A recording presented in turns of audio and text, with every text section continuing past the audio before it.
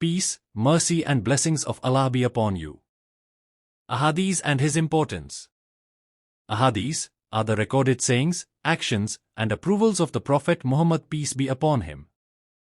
They serve as a significant source of Islamic teachings and guidance, complementing the Quran.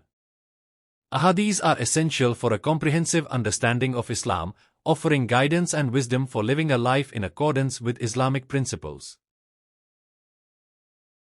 Sahi Bukhari Chapter 1. Narrated, Umar bin al-Khattab. I heard Allah's Messenger, saying, the reward of deeds depends upon the intentions, and every person will get the reward according to what he has intended. So whoever emigrated for worldly benefits or for a woman to marry, his emigration was for what he emigrated for. Sahi Bukhari Chapter 2. Narrated, Aisha. The mother of the faithful believers, Al-Harith bin Hisham, asked Allah's Messenger, O Allah's Messenger, how is the divine inspiration revealed to you? Allah's Messenger replied, sometimes it is revealed, like the ringing of a bell. This form of inspiration is the hardest of all, and then this state passes off after I have grasped what is inspired. Sometimes the angel comes in the form of a man and talks to me, and I grasp whatever he says. Aisha added, verily I saw the Prophet, being inspired divinely on a very cold day, and noticed the sweat dropping from his forehead as the inspiration was over. Sahi Bukhari Chapter 3. Narrated, Aisha, the mother of the faithful believers. The commencement of the divine inspiration to Allah's Messenger was in the form of good dreams which came true like bright daylight, and then the love of seclusion was bestowed upon him.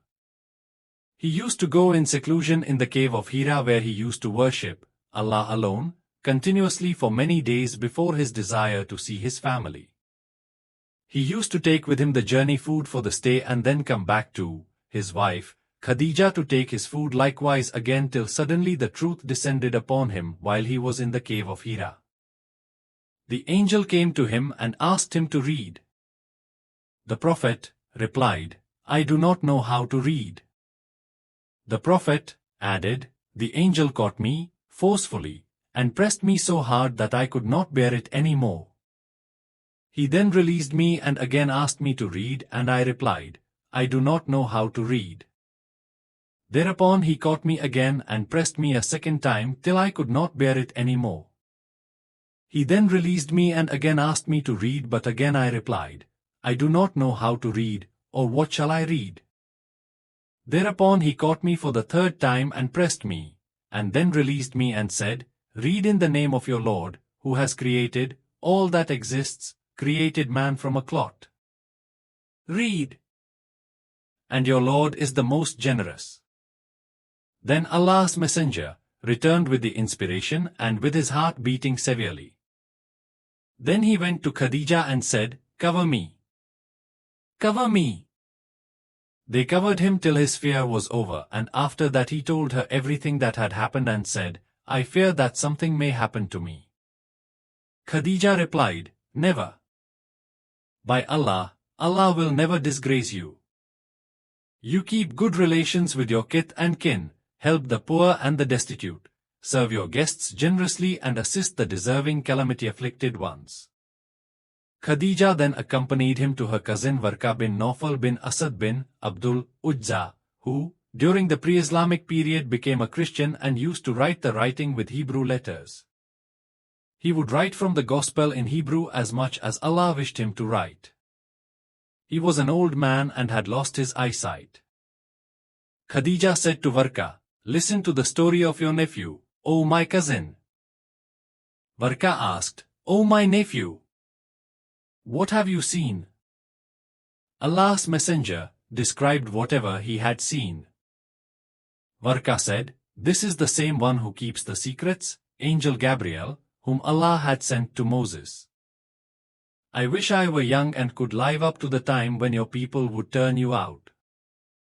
Allah's Messenger asked, will they drive me out?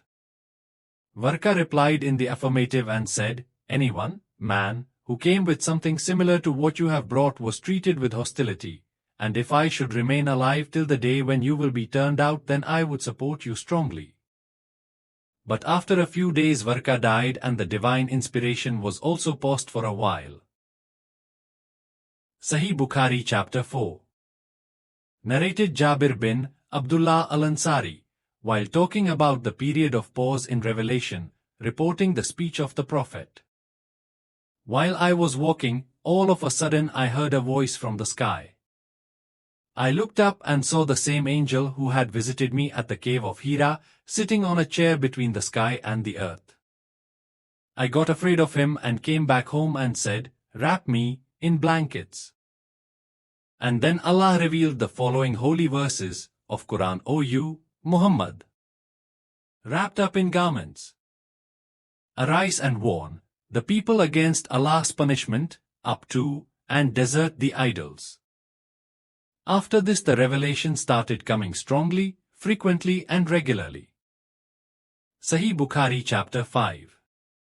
Narrated Said bin Jubair. Ibn Abbas in the explanation of the statement of Allah, "Move not your tongue concerning the Quran, to make haste therewith," said, Allah's Messenger used to bear the revelation with great trouble and used to move his lips quickly with the inspiration. Ibn Abbas moved his lips saying, "I am moving my lips in front of you as Allah's Messenger used to move his." Said moved his lips saying, "I am moving my lips as I saw Ibn Abbas moving his." Ibn Abbas added, "So Allah revealed, move not your tongue concerning the Quran, to make haste therewith.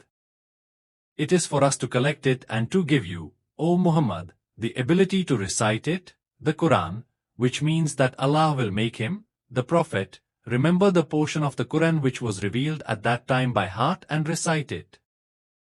The statement of Allah, "And when we have recited it to you, O Muhammad, through Jibreel, then you follow its Quran recital," means listen to it and be silent.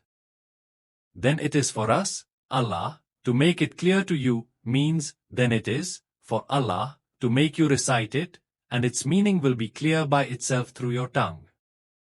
Afterwards, Allah's Messenger used to listen to Jibreel whenever he came, and after his departure he used to recite it as Jibreel had recited it. Thank you for watching Islamic Hadith Treasures. We hope you found this video insightful and enlightening. If you enjoyed the content, please like, share, and subscribe to our channel for more Hadith translations and Islamic teachings.